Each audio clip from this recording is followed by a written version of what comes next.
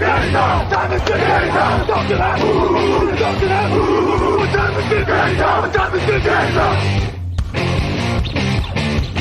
gun, Hulk left slot. Dixie left, T left. Mercedes, wide chip, Ricky. Fever left, 75, Katie, Omaha. Quick, go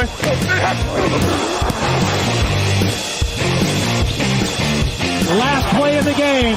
Who's going to win it? Luck rolling out to the right. Dumps it up to Donnie Avery. Good! Goal line! Touchdown! Touchdown! Touchdown! Touchdown! Salut tout le monde, bienvenue dans le podcast Touchdown Actu. Raoul Villeroy de retour au micro. Très heureux d'être là pour cette nouvelle saison de NFL avec vous. Et je suis aujourd'hui avec Raphaël Masmejean pour cette émission. Salut Raphaël. Salut Raoul, salut tout le monde. Ça va ? Eh ben écoute, ça va, tranquillement, une belle première semaine. Donc J'ai l'impression de te voir en t-shirt, c'est incroyable mais vrai. Il est là, il n'a pas sa chemise habituelle. Ah ouais, en même temps, t'as vu le temps. Eh oui, tu as raison. Il faut dire que je suis en congé cette semaine, alors je me permets des petites folies. Donc les folies de Raphaël, c'est les t-shirts, vous le saurez. Nouveau format du jeudi, je disais le sujet du jour, l'affiche de la semaine, les pronos et les questions des auditeurs. La bonne blague pour que ça ne dure pas 1h30 le mardi, comme mardi dernier. L'affiche, ce sera évidemment le remake du Super Bowl 49 entre les New England Patriots et les Seattle Seahawks. Et le sujet du jour va un peu dans ce sens puisqu'on va parler, Raphaël, NFC versus AFC. Quelle est la meilleure conférence? Où est-ce qu'on joue le meilleur football? Qui a le meilleur logo? Bien sûr, on répond à toutes ces questions essentielles dans ce, pas de débat, mais voilà, on dira sujet du jour. Raphaël, est-ce que tu es prêt? Au taquet. Alors, c'est parti après le petit jingle. Actu, analyse, résultat, toute l'actu de la NFL, c'est sur touchdownactu.com.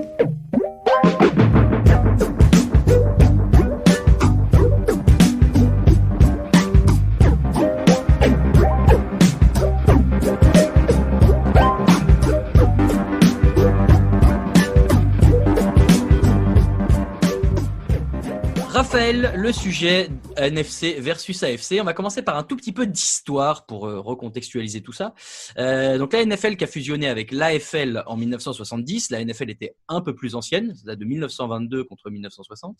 Mais l'AFL faisait plus d'audience et de la concurrence tirait tout le monde vers le bas. Donc fusion. En termes de titres, puisque c'est peut-être par ça qu'on va commencer à juger. C'est 29 pour l'AFC contre 27 pour la NFC. Et tu as quand même des phases un peu de domination. À savoir que 84 à 96, tu as 13 titres pour la NFC grâce aux Bills qui en perdent 4 de suite notamment. Et depuis 2000, c'est 13 à 7 pour l'AFC. Merci aux Patriots. Pour commencer, Raphaël, j'ai envie de te poser la question. Est-ce que tu as un adjectif pour définir chaque conférence qui te vient en tête? Est-ce qu'on peut en donner un déjà? Est-ce qu'il y a un adjectif qui résume chaque conférence pour toi? Peut-être sur la NFC, j'irais sur indécis. Elle me semble un poil plus indécise et tu le disais, les chiffres ces dernières années tendent à le montrer parce que j'ai refait un peu l'exercice. De 2000 à 2020, on a quand même 13 équipes différentes de NFC au Super Bowl. Ce qui est pas rien. C'est quand même quasiment toutes les équipes de NFC sont allées au Super Bowl ces 20 dernières années quasiment. Sauf 3, dont Sauf 3 qui n'y a jamais été. Donc, voilà. Donc c'est quand même un sacré chiffre. Alors qu'à l'inverse, côté AFC, tu n'as que 5 équipes qui sont allées sur ces 20 dernières années.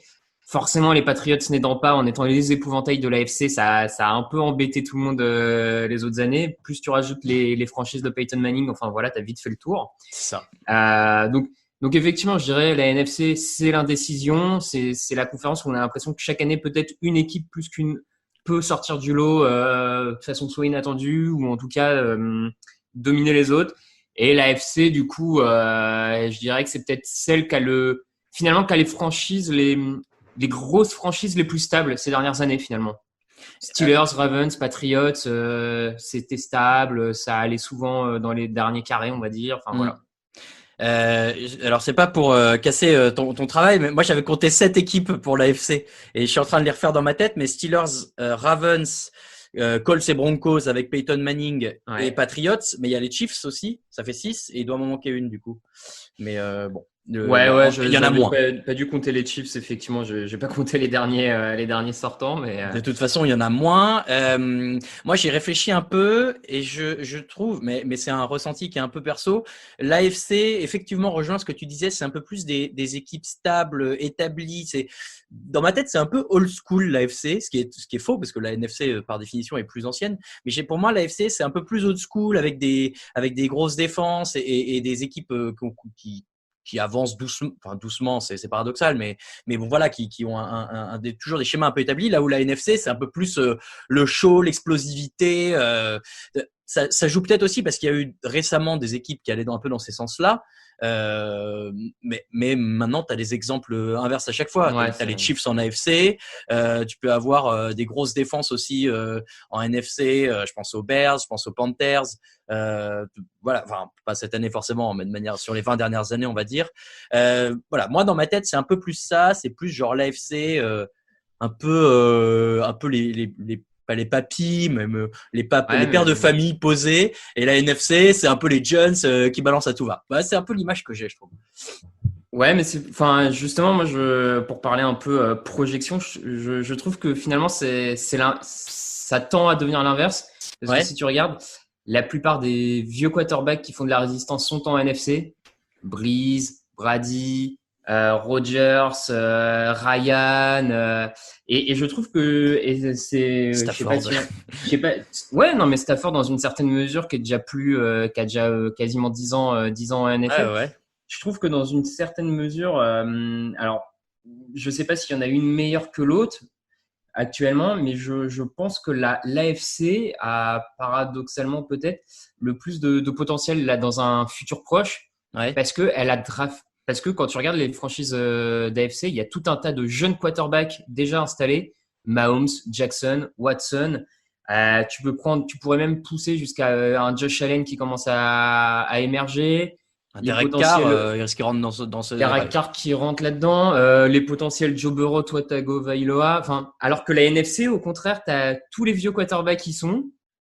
Et l'avenir à moyen terme, 4-5 ans, me semble peut-être plus compliqué côté NFC parce qu'il n'y a pas tous ces nouveaux jeunes quarterbacks prêts à prendre la relève pour le moment en NFC. Donc, Tu commençais en disant que la NFC est plus indécise. Moi, je suis assez d'accord. Je trouve que en AFC, les écarts sont peut-être un peu plus marqués. T'as des forts très forts et alors c'est un peu extrême, mais des mauvais, on va dire entre guillemets très mauvais. C'est des équipes NFL, donc vous voyez c'est jamais très mauvais, mais voilà. Je trouve qu'il n'y a pas vraiment en tout cas, je le vois moins le ventre mou en AFC qu'en NFC où tout le monde peut un peu se jouer tout le monde. On dit toujours que la NFC Est, c'est la loterie, chacun peut sortir. Et d'ailleurs, tu regardes, ils ont quasiment tous fait des Super Bowls. Enfin, les Giants et les Eagles, en tout cas, ont fait des Super Bowls récemment. Tout est toujours possible en NFC, alors que peut-être qu'en AFC, les petites équipes vont avoir vraiment du mal à progresser dans la post-saison en playoff. Ouais, effectivement, c'est vrai qu'il y a ce côté-là. Je te rejoins sur l'écart. J'ai l'impression que les 3-4 équipes très fortes d'AFC ont il y a une vraie marge avec les moins bonnes équipes de la conférence. Enfin, je trouve que l'écart entre Chiefs et Jaguars est bien plus important, par exemple, qu'entre, on va dire les Packers et les Redskins, quoi. Je trouve qu'il y a un écart plus. On est d'accord. Qui a effectivement donc moins homogène. Et ouais, c'est vrai que là, sur ce qu'on voit de cette première semaine, t'as un peu plus de moins bonnes équipes qui ont l'air d'attendre AFC chez les vraiment moins bons. Même si les tout meilleurs, je pense, sont en AFC. Mais du coup, t'as ce delta plus grand, effectivement. Ouais, je te rejoins là-dessus. Est-ce que, et ça rejoint aussi ce dont tu as parlé avec les quarterbacks un peu plus vieux dans la NFC, mais est-ce que c'est pas un peu les joueurs aussi qui sont présents, les joueurs stars qui sont présents dans ces deux conférences qui font un peu ces idées qu'on peut se donner? Et tu as cité Brady évidemment en premier, mais Brady, il a fait 20 ans en AFC. À l'inverse, Cam Newton qui est le quarterback jeune, en tout cas plus jeune, et avec un peu le show évidemment, l'explosivité en attaque, tout ce que tu veux. Lui, il se retrouve en AFC. Mais est-ce que c'est pas aussi les joueurs stars des deux conférences qui font qu'on a ces perceptions-là des deux conférences? Ouais, peut-être.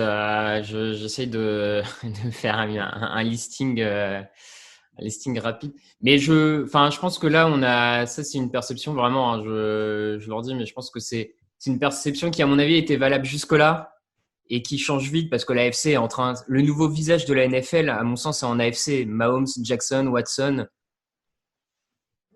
Voilà, je pense que c'est en AFC le nouveau visage et que du coup, c'est une perception nous qu'on a, mais par le recul, parce qu'on a 20 ans derrière où effectivement, où tu avais les vieilles légendes en AFC, Manning, Brady, Roethlisberger, enfin, celles qui nous paraissaient un peu plus établies. Et alors que là, je trouve qu'on a un retournement finalement. On commence progressivement à avoir les vieilles figures établies de la ligue côté NFC et les toutes nouvelles stars plutôt en AFC. De toute façon, oui. Après, c'est évidemment des perceptions un peu personnelles à chacun. Et du coup, je suis obligé de te poser la question. Mais quelle est ta conférence préférée maintenant qu'on a débattu de tout ça? Écoute, je pense de plus en plus l'AFC. Je préfère de plus en plus l'AFC, ouais. Ok. Moi, j'avoue, j'ai toujours été aussi AFC, mais c'est parce que j'ai commencé avec les Chargers et du coup AFC forcément. Et c'est vrai que moi, j'ai toujours trouvé plutôt cool de voir les grands quarterbacks en tout cas qu'il y avait en AFC. Tu les as cités, les Roethlisberger, Brady, Rivers, disons-le, Flacco, Manning. Enfin voilà, moi c'est toujours des joueurs que j'ai bien aimé voir et du coup j'ai plutôt bien aimé regarder les matchs d'AFC à chaque fois.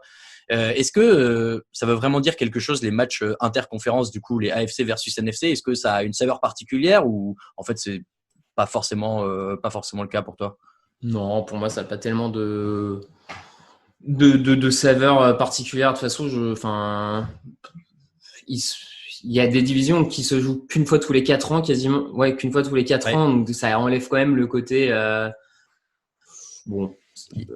Je crois qu'il y a quelques matchs cette semaine. On en reparlera au moment des pronos, mais effectivement, il y a des équipes qui ne se sont pas jouées depuis 4 ans. On va en reparler au moment de l'affiche aussi. Ouais. Très bonne transition, bravo Raphaël. mais voilà, c'est vrai qu'effectivement, du coup, les faits qu'elles s'affrontent un peu moins, forcément, c'est pas un match de division où là, il y a des vraies rivalités, etc. Bon voilà, petit sujet du jour AFC versus NFC. N'hésitez pas à nous dire dans les commentaires quelle est votre division préférée, bien sûr, et pourquoi. On adore toujours lire ces petites histoires. Et Raphaël, on va passer à l'affiche de la semaine après un autre jingle.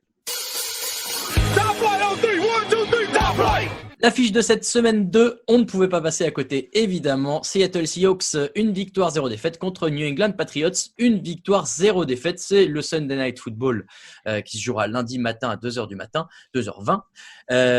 C'est les retrouvailles de Bill Belichick et Pete Carroll, qui sont les deux plus vieux coachs de la NFL, quand même, notons-le. Il n'y a eu qu'un seul match depuis le Super Bowl, donc pour reprendre ce qu'on disait tout à l'heure dans les matchs interconférences. Et c'était un match qui a été gagné par les Seahawks à Boston, 31-24. Voilà. Tu le sauras.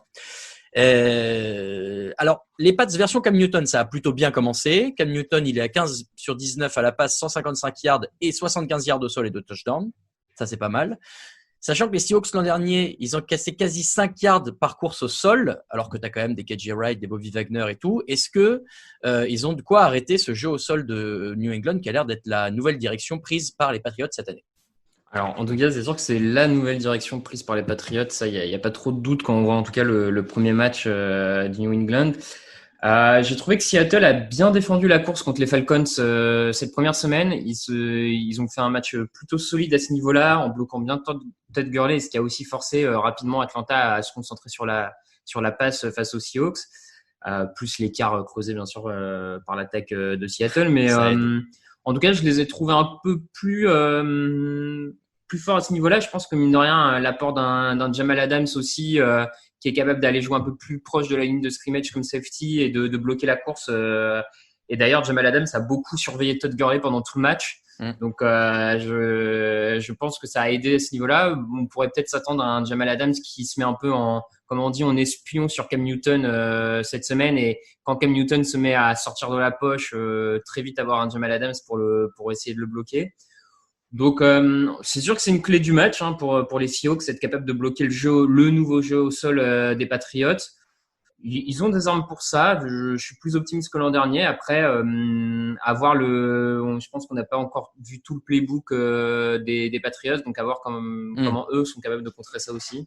Tu parles de Jamal Adams, il connaît bien entre guillemets les Patriots, il jouait avec les Jets, donc il était dans leur division l'an dernier.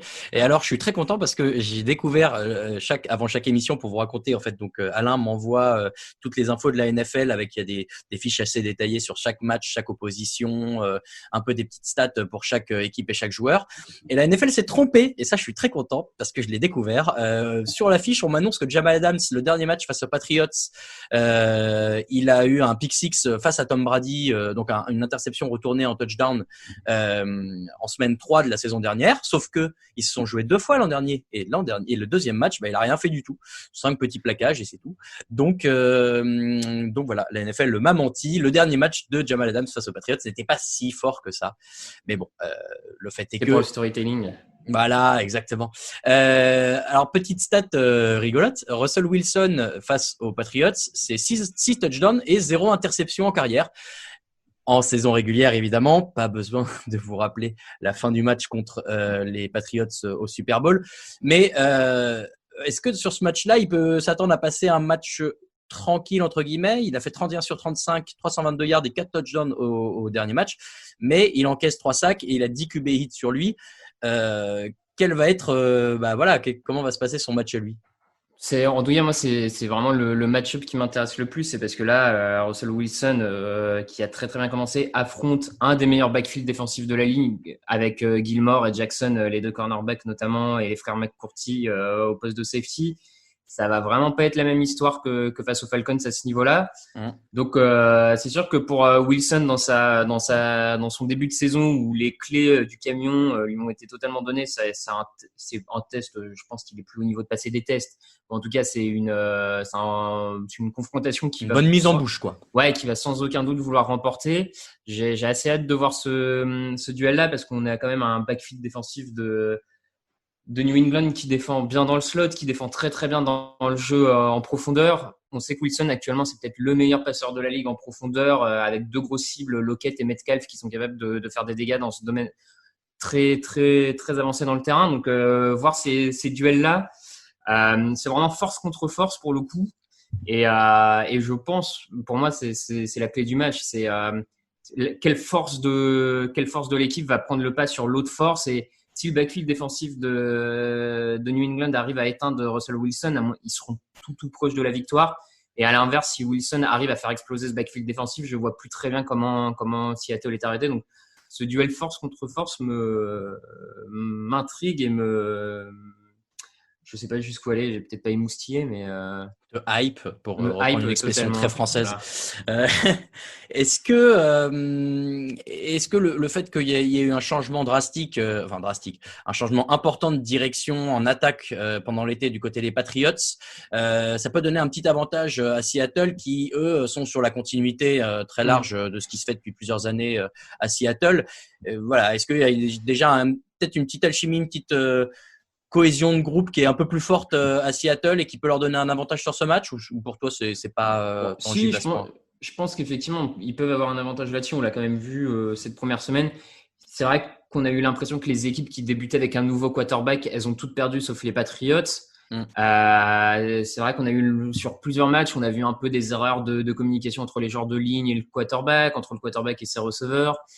Donc effectivement, je pense, et notamment dans peut-être l'avantage des Patriots par rapport aux autres, c'est que eux, contrairement à pas mal des équipes qui avaient un nouveau quarterback, ayant une attaque basée sur le jeu au sol, j'ai l'impression que le manque de rodage et d'automatisme est peut-être moins visible sur une équipe basée au sol que dans le jeu aérien. C'est peut-être un peu plus simple, on va dire, à intégrer le playbook jeu au sol. Donc là-dessus, les Patriots comblent peut-être le manque de pré-saison, mais ouais, ils ont un peu moins de rodage que Seattle, et ça peut avantager Seattle un petit peu, clairement. Et pour aller dans ton sens, alors c'est peut-être une perception, mais pas du tout Russell Wilson, et au contraire Cam Newton. Cam Newton, quand il se passe un truc qui est pas censé se passer, j'ai l'impression, mais Russell Wilson aussi, qu'il est capable de, au pire, se débrouiller et de prendre le ballon et d'essayer de courir avec, même si c'était pas ce qui était prévu. Enfin voilà, d'essayer de créer quelque chose. Donc bon, si là où peut-être pour les autres quarterbacks qui démarraient avec leur nouvelle équipe, ça s'est pas forcément passé comme on voulait, Cam Newton, il a peut-être cette capacité aussi, justement, au courant, à compenser un peu ces petites erreurs-là. Maintenant, le maître en improvisation de la NFL, c'est quand même Russell Wilson, même si maintenant il est un peu disputé évidemment par Patrick Mahomes, mais pour moi, Russell Wilson reste le maître improvisateur de la NFL, donc là-dessus, il n'a pas forcément un avantage. On est obligé de se mouiller, évidemment. On va le faire pour tous les matchs, mais on va commencer par celui-ci. J'avoue, moi, j'ai pris les Seahawks sur la base de peut-être cette cohésion de groupe et cette alchimie qui existe déjà, là où les Patriots, oui, se sortent d'une bonne première semaine, enfin face aux Dolphins, hein, et du coup vont peut-être buter sur un groupe un peu plus près qu'eux. Ouais, pareil. Je joue Seattle sur l'impression de la première semaine. Seattle m'a semblé un peu plus près et totalement en attaque en tout cas, plus capable de courir un peu. Voilà, je pense que pour les Patriots, c'est peut-être un peu plus compliqué là, dès la semaine 2 d'affronter Seattle avec une équipe forcément un peu plus en rodage comme on l'a dit, même s'il y a forcément des opportunités parce que ils peuvent essayer de déstabiliser Wilson à cause de sa ligne offensive. Ils peuvent essayer un peu de jouer dans le slot. On a vu que Seattle a eu un peu plus de mal à défendre le slot. Peut-être qu'un Edelman peut tirer son chapeau à ce niveau-là. Mais bon, je vais quand même y aller avec Seattle pour le coup. Ouais, je voulais regarder justement. Russell Wilson, il a lancé 4 touchdowns, c'est le meilleur à ce niveau-là, à égalité avec d'autres, notamment Rodgers. Je crois que c'est que 2. Mais bon, ouais, bref, voilà, ils font une excellente impression en première saison et ça devrait aller dans ce sens-là. On prend tous les deux les Seahawks et on va passer après le jingle à tout le reste des pronos. It's time, baby! Make it special tonight! Make tonight special! It's our night, and it's our division. It's our time to go win it. We're gonna start fast and finish strong. Yes, sir. Here we go. Work on 3. 1, 2, 3, work!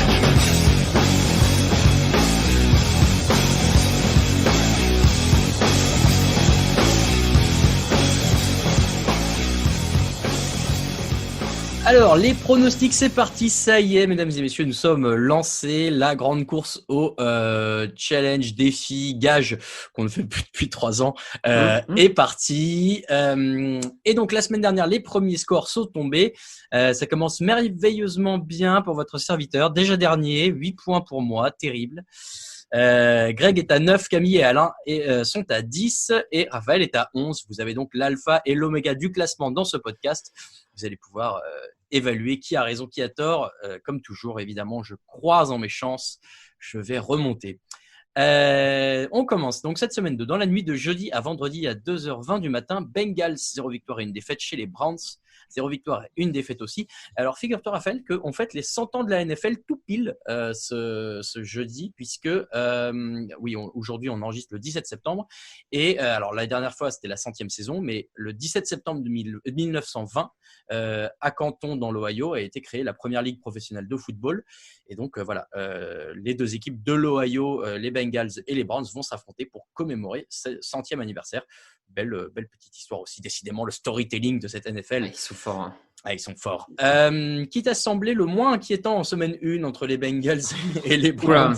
Alors, paradoxalement, j'ai trouvé les Bengals moins inquiétants parce qu'en fait, je les attendais pas bons. Donc, le fait qu'ils soient pas forts m'a pas plus inquiété que ça pour eux, alors que j'attendais un peu mieux des Browns. Donc, j'ai trouvé, par rapport au niveau attendu, la défaite des Browns plus inquiétante, surtout...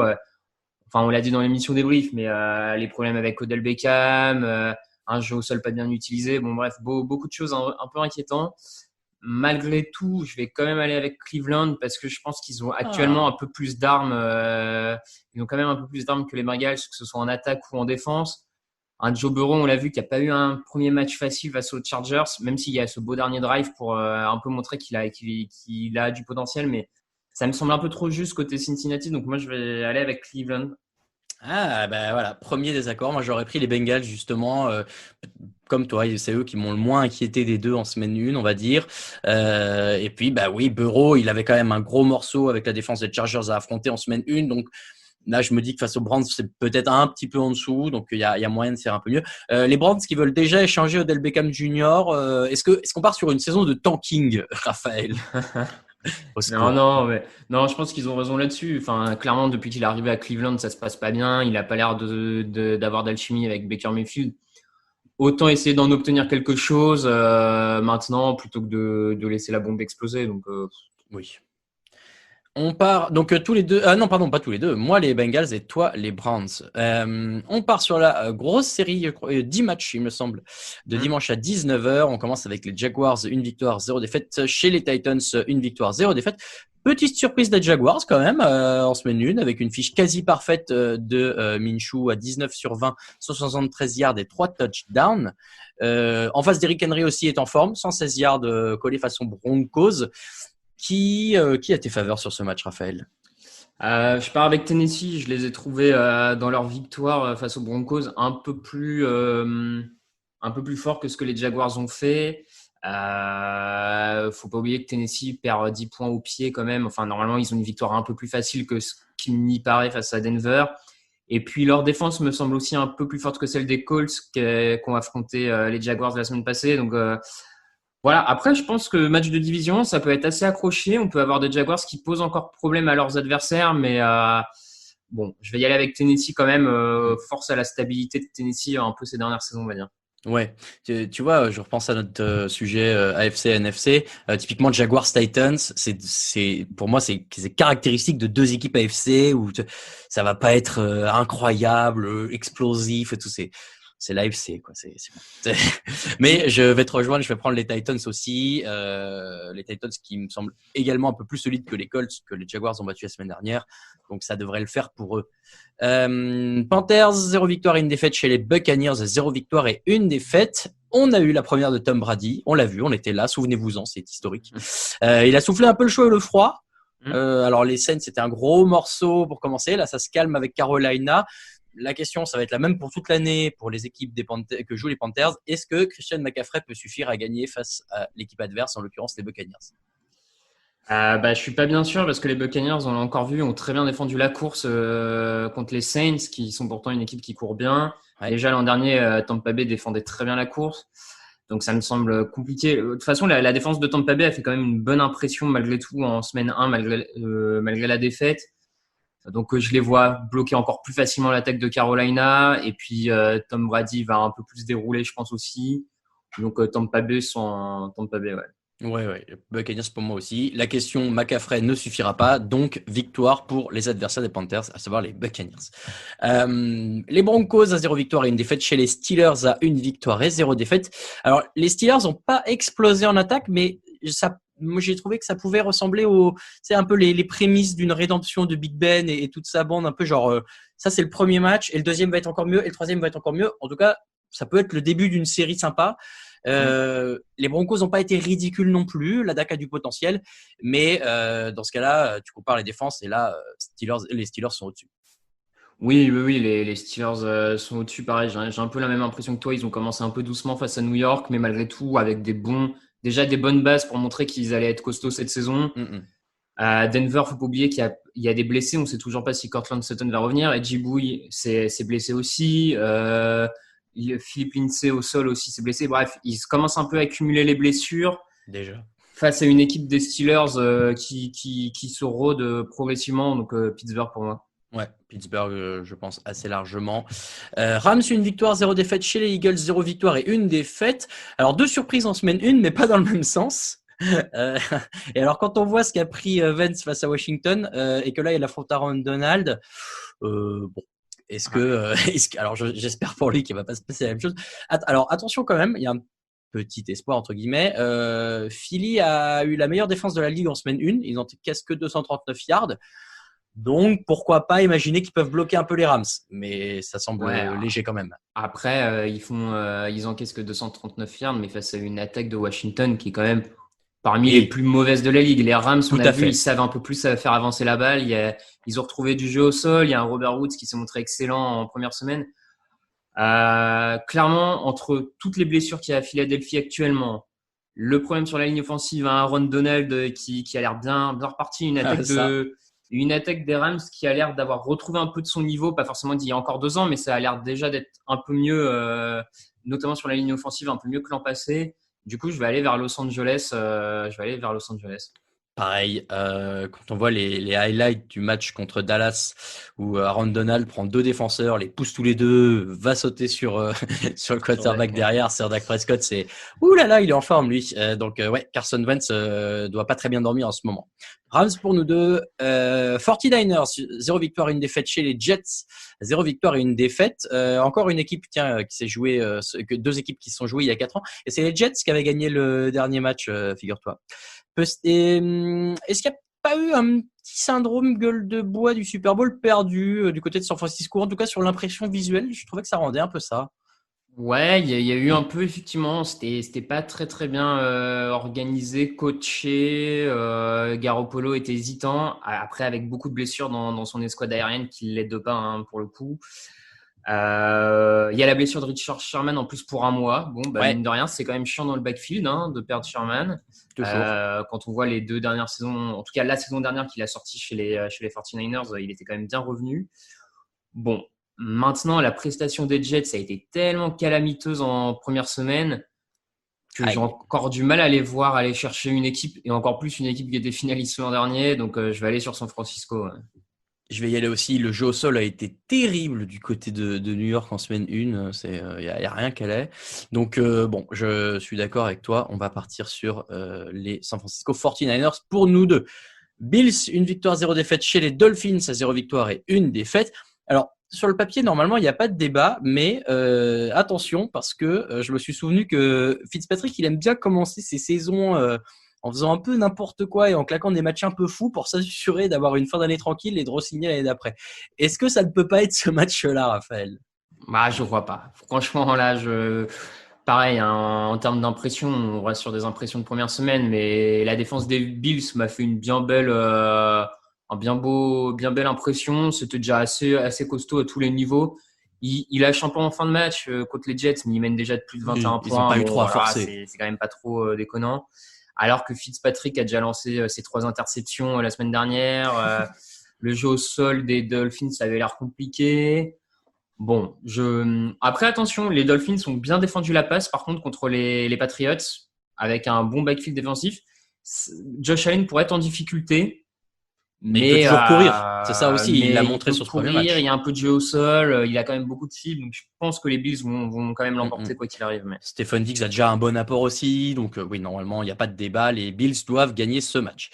Alors, Vikings, 0 victoire, 1 défaite. Colts, 0 victoire, 1 défaite. Celui-là, je le trouve assez intéressant parce que c'est 2 équipes que j'attendais un peu meilleures, qui chutent en semaine 1, qui ont 2 quarterbacks qui, voilà, tu voudrais les trouver forts, mais finalement, ils déçoivent toujours un peu.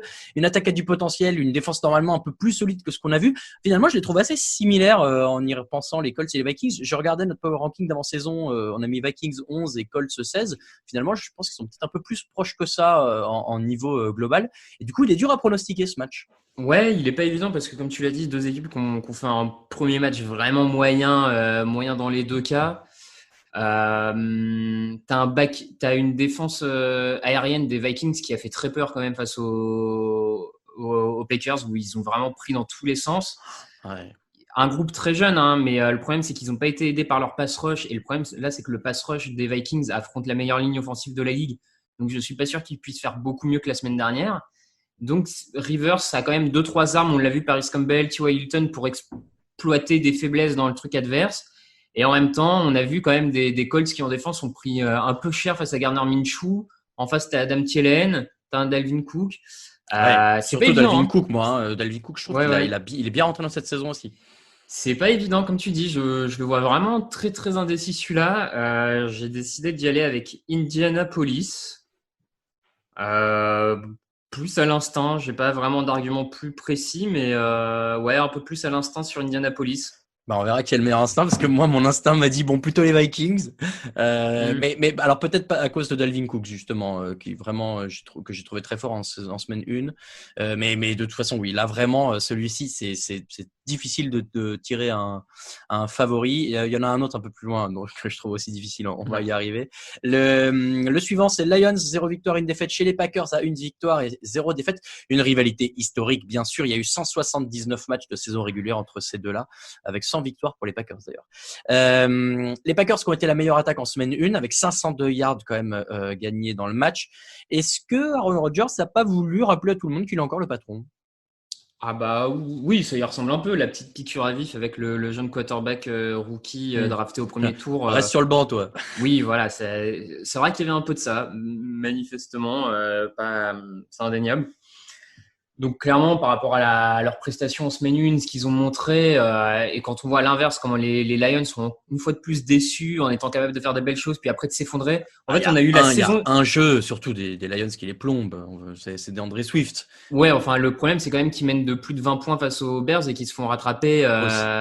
Enfin, je trouve qu'en un match, on a vu une saison des Lions résumée. Des beaux espoirs au début, puis ça se fait rattraper, puis ça se cagade à la fin. Enfin, tu vois, c'est un peu le condensé d'une saison des Lions en un match.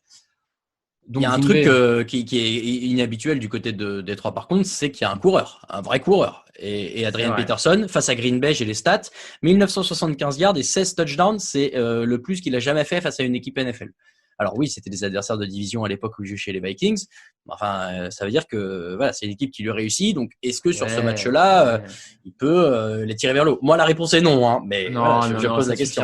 Ça suffira pas. Enfin, quand on voit la prestation des Lions la semaine dernière, il y a quand même pas de quoi être rassuré pour les voir affronter les Packers. Donc, je pense que ça suffira pas. C'est tout à son honneur, mais j'y crois pas. Non.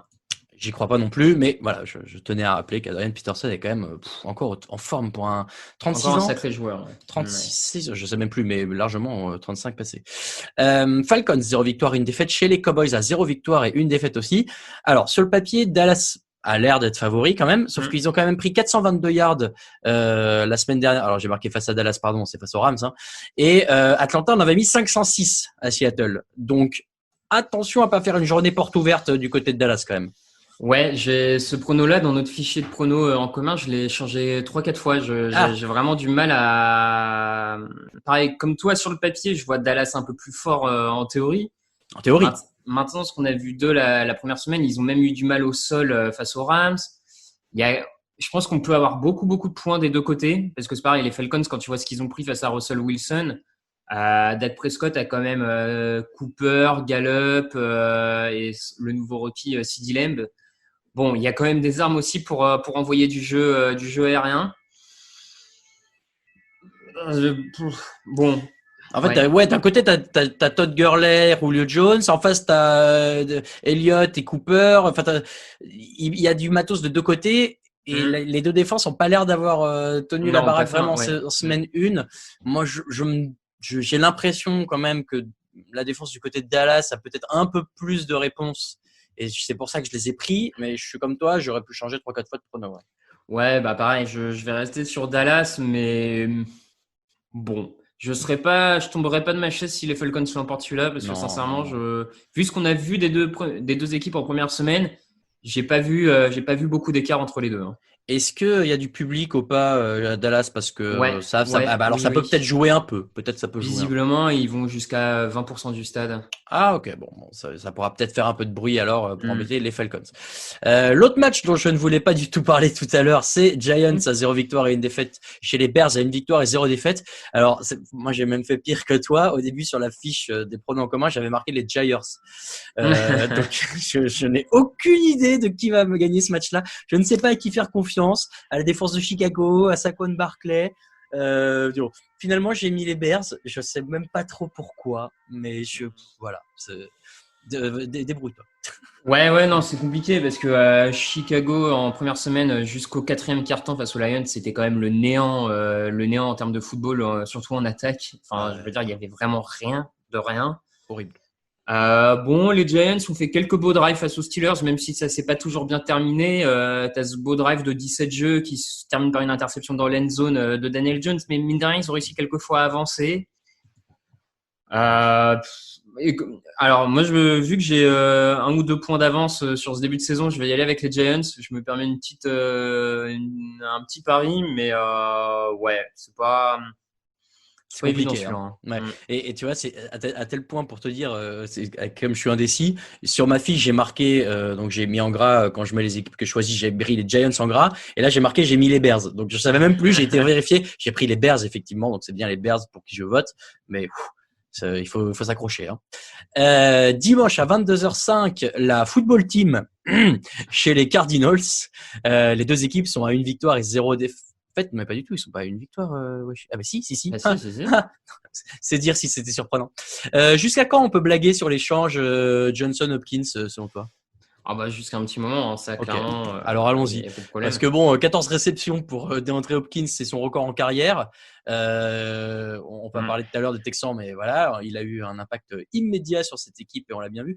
Alors après, de l'autre côté, Washington est allé danser sur la tête de Wentz pendant tout le match. Est-ce que ils peuvent faire à peu près aussi bien face à Kyler Murray? Ils peuvent en tout cas lui poser pas mal de problèmes, ça c'est sûr. On l'a vu, Murray qui a quand même pris encore quelques sacs là face aux 49ers. Washington a le pass rush pour le déstabiliser. Je pense pas qu'ils iront à nouveau jusqu'à 8 sacs parce que c'est beaucoup. Murray est un peu plus mobile et en plus la ligne offensive des Cardinals, n'ayant pas de blessés, me semble un peu mieux que celle des Eagles avec tous ces blessés. Ouais. Donc après voilà, ils vont le déstabiliser, ça va l'embêter. Maintenant, comme tu l'as dit, il peut se reposer sur un DeAndre Hopkins. Qui a été énorme et pour le coup je vois pas très bien à Washington qui va le défendre, donc je vais y aller sur les Cardinals. Et moi, cette association Hopkins-Fitzgerald, elle me fait rêver. T'as vraiment genre peut-être le meilleur receveur actuel et l'un des meilleurs receveurs de la décennie précédente. Enfin, je trouve l'histoire sympa de les voir jouer côte à côte. C'est vraiment top quand on aime le beau football. Cardinals pour moi aussi. Donc dimanche à 22h25, les Chiefs à 1 victoire 0 défaite chez les Chargers à 1 victoire et 0 défaite. Les Chargers qui tombent plus, je crois, sur le dernier match, Raphaël. Ah tout à fait, Grande. Je vous invite à réécouter l'épisode débrief pour en savoir plus, mais oui, j'ai adoré. La stat, elle est simple. Les Chiefs ont gagné 11 des 12 derniers matchs. Gagneront-ils 12 des 13 derniers matchs? La réponse, je crois qu'elle est vite. La question, je crois qu'elle est vite répondue. Comme dirait l'autre. Voilà. On va prendre les Chiefs. Ouais, on va prendre. Enfin, en tout cas, sur ce que les deux équipes ont montré en première semaine, il y a pas photo pour le moment. Alors après, les matchs de division, c'est toujours un peu compliqué. Des fois, ça. Mais bon. Comme tu le dis, en même temps, ils en ont gagné 11 des 12 derniers, donc c'est que c'est pas si compliqué que ça non plus, les matchs de division. Je crois que le dernier gagné par les Chargers, c'était à Denver quand il y avait encore Manning. C'est te dire. J'ai pas été vérifié, mais de mémoire, j'ai un souvenir comme ça où où les Chargers vont gagner à Denver face à Peyton Manning. Mais donc c'est vous dire que si ça remonte, quoi. Non, mais en tout cas, les Chiefs sont plus forts. Les Chiefs sont plus forts. Les Chiefs sont à peu près plus forts que tout le monde, de toute façon. Ravens a 1 victoire et 0 défaite face aux Texans à 0 victoire et 1 défaite. Deshaun Watson face à la défense des Ravens. Voilà. C'est Scott Pilgrim versus The World. Ça a l'air compliqué. Il faudrait que les Texans osent vachement le ton en défense. Ce qui me paraît pas impossible, mais peut-être un peu tôt dans la saison, je pense, pour eux. Bah, c'est compliqué. Comme tu l'as dit déjà, je les vois pas forcément gagner le match-up attaque Houston contre défense des Ravens. Même, je les vois pas gagner ce match-up-là. Mais alors, en plus, on a quand même une équipe de Houston qui sort d'un premier match contre Kansas City où il laisse le rookie Clyde Edwards faire plus de 120 yards au sol. Ouais. Là, ils affrontent l'armada au sol des Ravens, que pour le moment, pas grand monde n'a encore stoppé au sol. Donc, je vois pas comment ils les stoppent, Baltimore. Non, moi aussi, Baltimore. Et voilà, pourtant, je pense que cette équipe des Texans, elle est un peu meilleure que ce qu'on a vu semaine 1 parce que tu joues les Chiefs et forcément, c'est dur. Mais Chiefs Ravens d'entrée de jeu, on l'avait dit dans les previews, pour eux, c'est compliqué. Il faudra prendre le rythme en fin de saison pour essayer d'aller accrocher quelque chose. Dans la nuit de dimanche à lundi à 20h20, donc on l'a dit tout à l'heure, c'est Patriots, 1 victoire, 0 défaite. Chez les Seahawks, c'est 1 victoire, 0 défaite. On a tous les deux pris les Seahawks de mémoire. C'est ça. Exactement. Et dans la nuit de lundi à mardi à 2h15 du matin, Saints, 1 victoire, 0 défaite. Chez les Raiders, à 1 victoire et 0 défaite. Et c'est le premier match à Las Vegas pour les Raiders. C'est vrai. petite stat pour toi. Les 3 dernières équipes à avoir inauguré un stade, à savoir Minnesota, Atlanta et les Rams à Los Angeles dans le SoFi Stadium la semaine dernière, ont gagné. Alors, les Chargers jouent pour la première fois dans leur nouveau stade, on l'a dit juste avant, face aux Chiefs. Donc peut-être que la série sera finie à ce moment-là. Hein, Ouais, mais c'est ça. Potentiellement, elle s'arrête. Quoi, si elle arrive jusqu'à Las Vegas, alors peut-être. Non, les Saints sont quand même ultra favoris. Ouais, les Saints sont très favoris. Enfin, on a quand même vu, ils ont beau dire qu'ils ont fait un mauvais match dans le play calling offensif, tout ça. Ils en mettent 30 à Tampa. On a vu une équipe d'Oakland qui a un peu galéré face aux Panthers, à moins d'un énorme match de Josh Jacobs, mais vraiment un trou stratosphérique où il prive la balle en courant tout le temps. Il prive les Saints du ballon, mais j'y crois pas tellement parce que les Saints défendent bien le sol en plus. À moins de ça, je vois pas comment Oakland s'en sort. Donc, de toute façon, les Saints. Oui, les Saints, mais voilà, la petite histoire. Le match à Las Vegas, ça va être rigolo de regarder ça. Et ben voilà, on a fait le tour. On va passer tout de suite à vos questions.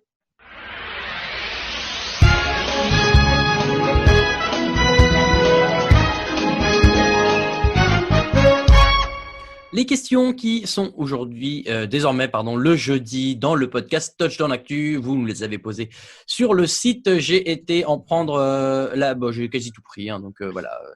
On commence avec Papa Lions qui nous dit: salut la team, votre équipe déception de la première semaine. Ça c'est la première question. Ton équipe déception de la première semaine, Raphaël? Déception de la première semaine, écoute, peut-être Dallas et les Falcons. Je les attendais un peu mieux quand même. Ok.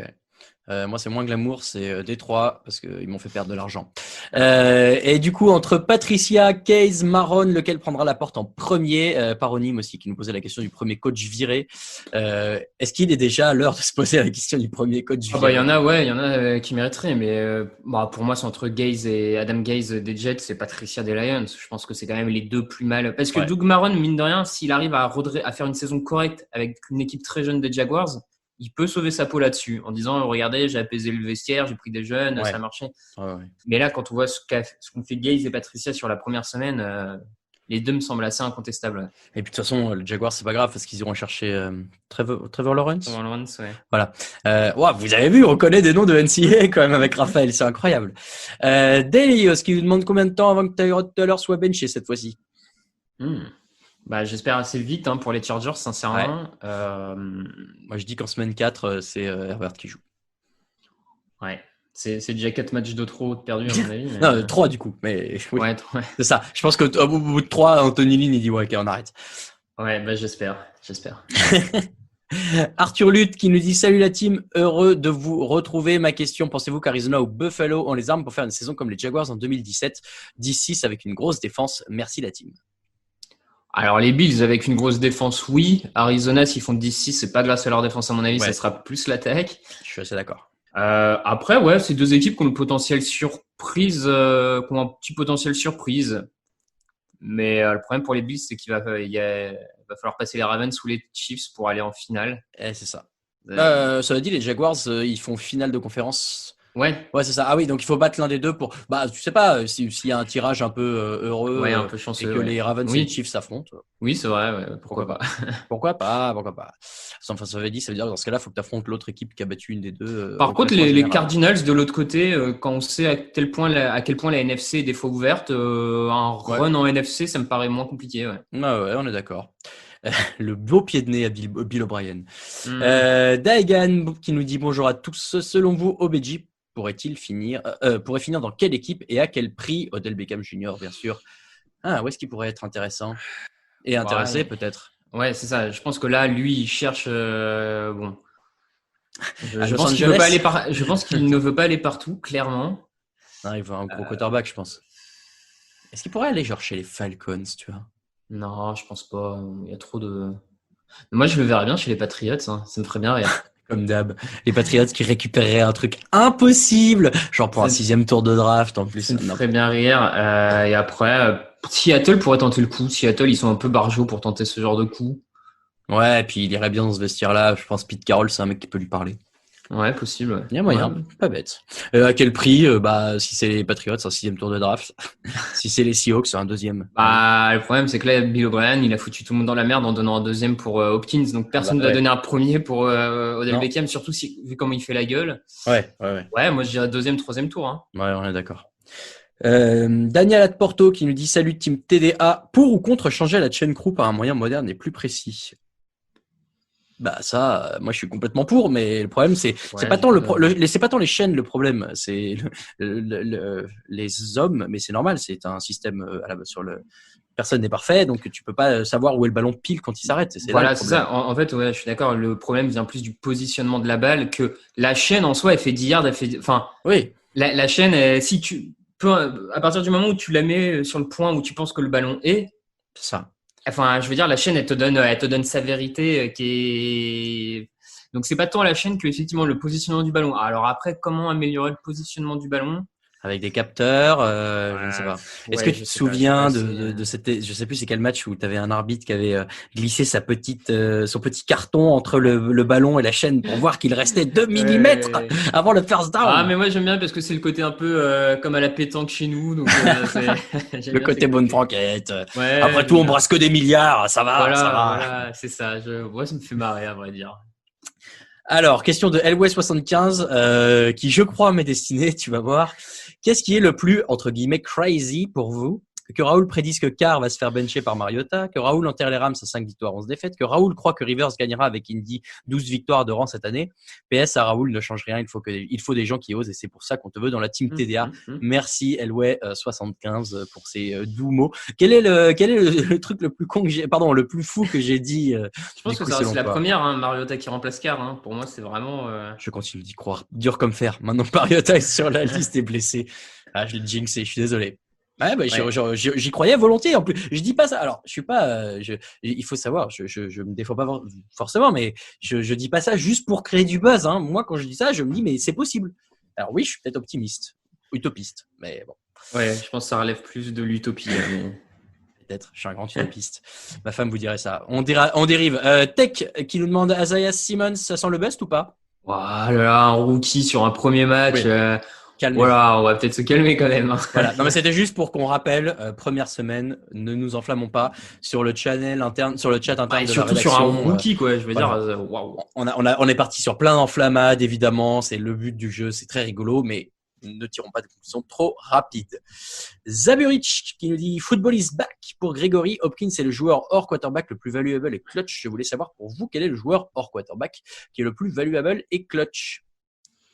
Moi, c'est Hopkins. Hein. Je l'ai dit aussi dans l'émission. Je pense qu'actuellement, Hopkins quand on voit tout de suite le genre d'impact immédiat qu'il a sur l'équipe de laquelle il part, l'équipe dans laquelle il arrive, je pense qu'Hopkins est pas loin d'être aujourd'hui le joueur le plus clutch de la ligue. Et hors quarterback. Oui, et on pourrait peut-être dire Aaron Donald du coup, qui serait un bon complément. Je dirais c'est ça. Si je devais faire un petit trio en poussant un peu, je dirais peut-être Hopkins, Donald et Stephen Gilmore. Voilà. Ouais. Deux défenseurs quand même, c'est beau dans cette ligue où tout est pour l'attaque à chaque fois ou presque. Et pour continuer à parler chiffon, toujours Zaburi qui nous demande quel est le logo le plus moche pour vous. Les Browns, hein. Logo, ouais. Après, moi, j'aime pas trop tous les logos avec des félins. Ah ouais? Ouais, je suis pas très convaincu. Moi, je les aime bien. Les nouveaux Jaguars, je trouve top, moi, par exemple. Mais le Browns, il y a pas grand chose. Bah si, Washington Football Team, du coup. Oui, c'est vrai qu'il y a là pour le coup. Merci pour tout, la team de rien, Zeburich. Tarsvelder, Tarsvelder, tu vas voir, il nous propose plusieurs choix. Quelle équipe t'a paru la plus déprimante lors de la semaine 1? Je te donne les choix. Les Browns, mais on est habitué. Les Chargers, parce que choisir un tel quarterback, c'est une honte alors qu'on pouvait aller chercher des plus corrects, genre Dalton, Winston ou Foles. Les Colts, parce qu'ils arrivent à perdre presque tout seuls. Les Eagles, parce qu'ils arrivent à encaisser 27 points contre une équipe sans nom. Les Lions, parce que l'électrocardiogramme est plat. Ou les Niners, parce que ça peut sentir le syndrome du Super Bowl perdu. Chargers, Browns, Colts, Eagles, Lions, Niners, quelle est ton équipe la plus déprimante? Chargers. Allez, moi, ça va être Lions, je l'ai dit tout à l'heure. Les Lions, ça m'a embêté. Oh là là, alors celle-ci aussi, elle est gratinée. Tony Gonzalito qui nous dit « Salut les poulets ». Quelle est pour vous la manière la plus cruelle de perdre un match sur la dernière action? A, une Swift, donc un drop moche dans la end zone. B, une block, un drive bien mené qui finit par un field goal abordable foiré. C, une Rodgers, une action miracle de l'équipe adverse, un Hail Mary ou autre. D, une Deshaun Jackson, un drop juste avant de passer la goal line. Donc, c'est pas que les trucs de la semaine 1, mais souvenez-vous de Deshaun Jackson qui célèbre en lâchant le ballon avant d'entrer dans la end zone. Et E, la réponse E, un receveur lancé en profondeur qui reçoit le ballon seul au monde et qui se claque avant d'entrer dans la end zone. Il n'y a pas d'exemple en tête, mais voilà, c'est un exemple. Alors, lequel est le pire pour toi? Franchement, je crois que le field goal est le pire. Ouais, je suis d'accord. Parce que ça te redonne de l'espoir, en fait. Puis, c'est ça, puis ça vient quand même ruiner un effort collectif de tout le monde. Ouais, moi, j'irais sur le field goal. Surtout que là, celui qui mentionne Bullock, de mémoire, il est à peine à 30 yards, quoi. Enfin, je veux dire, le truc. 34, non? Ouais, je sais plus, mais 34 yards, quoi. Mais ouais. Et cela dit, c'est vrai que moi, typiquement, je repense à Rodgers qui gagne ce match il y a 4-5 ans, où, quand il bat les Lions sur 2 Hail Mary consécutives. Je pense que celle-ci, quand il reste 15 secondes et que le mec est devant sa end zone, tu te dis, je peux pas perdre ce match quand même. C'est sûr. Je sais pas. En défaite, je pense qu'elle fait très mal. Après, quand tu gagnes celle-ci, elle est exceptionnelle. Alors que gagner quand le mec en face rate son field goal, oui, t'es content évidemment, mais c'est moche. Et enfin, dernière question, épithète. Salut l'équipe, quel impact visible a eu l'absence de pré-saison? Moi, j'ai pas trop vu justement. Ouais, bon, il y a eu quelques, comment dire, quelques erreurs un peu j'ai eu l'impression de voir pas mal de problèmes de communication entre des quarterbacks et des receveurs, des erreurs de course, mais parce qu'on voit pas ça chaque année en fait. Moi, c'est ça, non, mais oui, c'est pas non plus ultra flagrant. Hein. J'ai pas trouvé que. Faudrait peut-être voir au niveau des blessures pour le coup. Je sais pas si on en a plus que d'habitude. Ah ouais. Bah alors ça, c'est vrai que je vois passer pas mal d'articles sur le site. Ça, j'avoue, j'ai pas vérifié, mais potentiellement, ça peut être un vrai impact. J'en vois quelques-uns. Non, mais sinon, moi, je trouve pas que ce soit que ce soit beaucoup plus flagrant que des semaines 1 normales, quoi. Oui, c'est pas hyper marquant non plus parce que on n'a pas eu de méga surprises. Les équipes très bonnes sont restées très bonnes. Les équipes moyennes, enfin, les Eagles quand même. Ouais, mais tu vois, les Eagles, c'est plus dû à leurs 15 blessures au manque de pré-saison, en vrai. Donc, les Rams, alors, la vraie surprise, peut-être? Pas dans mon cas, mais. Ah ouais. Saleté. Non, bon, bah ouais, à part ça, non, je trouve pas trop. Il faut peut-être attendre effectivement de voir les semaines 2 et 3. Est-ce qu'il y a vraiment beaucoup plus de blessés qu'avant? En tout cas, c'est la fin de ce podcast 361. Merci de nous avoir suivis. L'émission est disponible bien sûr sur toutes les bonnes plateformes de podcast. Vous pouvez retrouver le site tdactu.com sur tdactu.com, @tdactu sur Twitter et sur Facebook, @touchdownactu sur Instagram. On est aussi sur Twitter, @Raphaël_TDA pour Raphaël et @RaoulVDG pour moi. Toute l'actu, les chroniques, les résumés, le podcast, c'est sur le site touchdownactu.com. Merci Raphaël. Eh ben merci à toi. Très content d'avoir pu reprendre. Je sais pas si ce sera comme l'an dernier où je fais tous les jeudis et Alain tous les mardis, mais en tout cas pour l'instant ça a l'air d'être parti comme ça me va très bien. On est très content.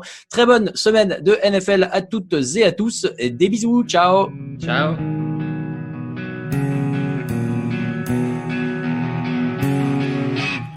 Les meilleures analyses, fromage et jeux de mots, tout sur le foutu est en TDAQ.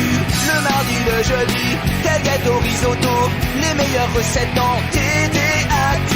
Fumble pour JJ Watt, Bismuth pour Marshall Lynch, Rocklash Global Beckham, Tom Brady quarterback, calé sur le fauteuil, option Madame Irma, à la fin on compte les points et on finit en requin.